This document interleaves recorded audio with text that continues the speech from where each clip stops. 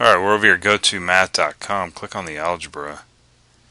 We are pulling our hair out over here at factoring trinomials. Let's do 3.1. Oh my god, those are big numbers. That's better. A little bit. Yeah, we'll do that. Alright, so we have 5x squared plus 45x plus 90. I better write that down. 5x squared plus 45x plus 90. Alright, so hopefully we can get this done here in just a second or two. I like the last problem, and that was terrible. 5x squared plus 45x plus 90. But I need to show you how to struggle through it. That's important. Right? I mean, if I had the problems already made up, and I was just writing down what I had made up, you don't learn anything from that. Okay, well, we know this has to be a 5 here, because 5x times x is 5x squared, so that's a good thing. Now, something else, let's talk about the signs here just for a second. This positive sign basically means there's either a minus here and a minus here, because a negative times a negative is a positive. What you got to keep in mind is this number right here has to be positive. And that's not possible, because if this number was multiplied by this number and then added to this, right, we'd end up getting a negative if both of these were negative. Okay, so it looks like that this will have to be positive, and this is going to also have to be positive. All right. Now let's take a look at 90. What do we got here? Well, it could be 1 and 90, and I said 90 and wrote 20. That's kind of weird. That is totally bizarre.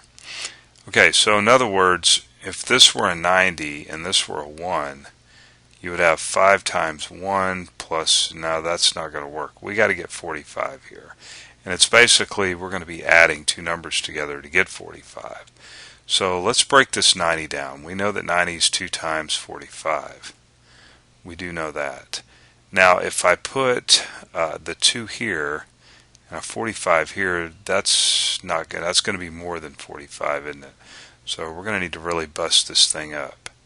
So let's look. We got 5 times 9, right? 5 times 9 is 5 times 9, 45. 9 times 5 is 45. Yeah.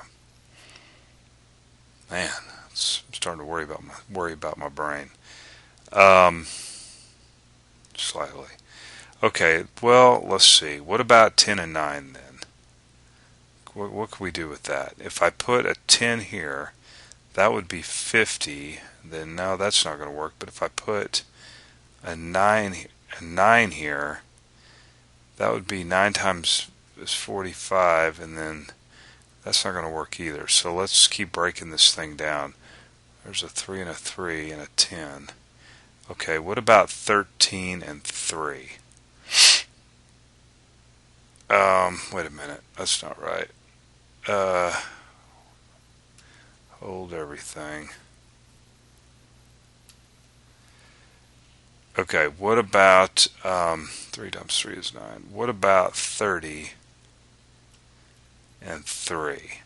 If I put a 3 here, I think this might be it, and then a 30 here, right? So 5x times 3 is going to be 15, and then plus 30x, there you go, is 45. Okay, I think we finally found it. Now, there's something else that needs to be said here, that if we were completely factoring this, we'd want to pull out a 5 out of here. And I don't think we're really completely factoring. This is, what's that, 6?